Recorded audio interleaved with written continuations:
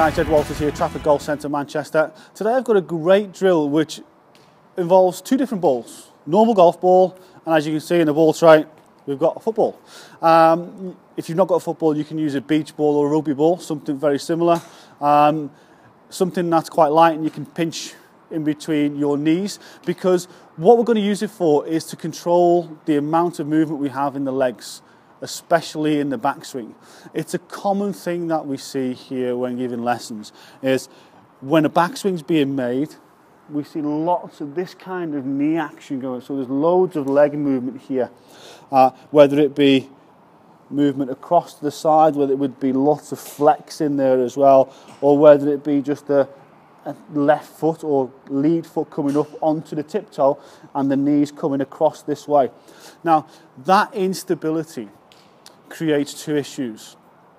Firstly, it puts too much weight on the back foot, and then it takes a lot of energy to put that weight back forward. Timing it is very difficult, so the ability to hit the golf ball before you hit the ground becomes questionable. Sometimes you'll hit a lot of the ground first, sometimes you'll hit the middle of the golf ball with the edge of the club, or you might even top it or miss it trying not to hit the ground. So if we stabilise the legs, keep them as quiet as we possibly can, and we're not talking about having them like not moving at all, almost as if you were in a barrel of concrete and it's just an upper body motion. We need the legs, we need to generate the power, especially in the downswing with them, but we want to keep them stable. We don't want to have too much excessive movement. So this drill is great to control that movement. And I'm going to take this ball, I'm going to pinch it in between my knees. So if I took my setup position, let's get the ball and just pinch it there right in between my knees. Now I want to keep that ball there all the way through my swing. I don't want to let it fall to the ground. And if I've got lots of movement, so if I move my knees, see how it falls down to the ground there? Yeah? So what I want to do is I want to make sure that it stays in place.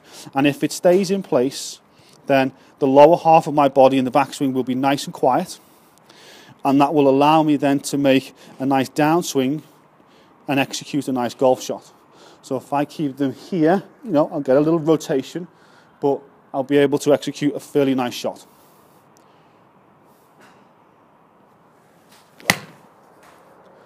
And there we go. Great strike on that. Little bit of draw. We know it's not gone as far in terms of distance as it would normally, because I haven't got the full range of sequence of the downswing, the full rotation through into impact.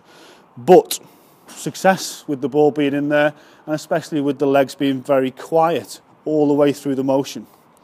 So again, let's just try it once more time. Let's put this back in place. So we're pinching it in, so the knees are pushing towards the ball.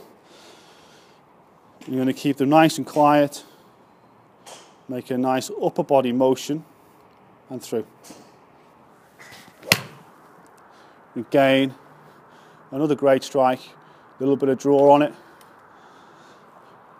Nice quiet lower half of the body, and the ball has stayed in place. Guys, it's a great drill. You can practice it on the range, you can practice it in the garden, not even hitting any shots, you don't need to. It's making sure that you make your motion, keeping the lower half of the body quiet.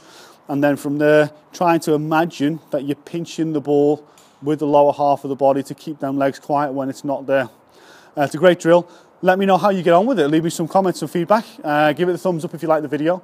If you haven't already subscribed to the channel, you can follow the link here below and subscribe for more great content. You can also catch me on social media. The link's at the end of the video. And I look forward to seeing you guys next time.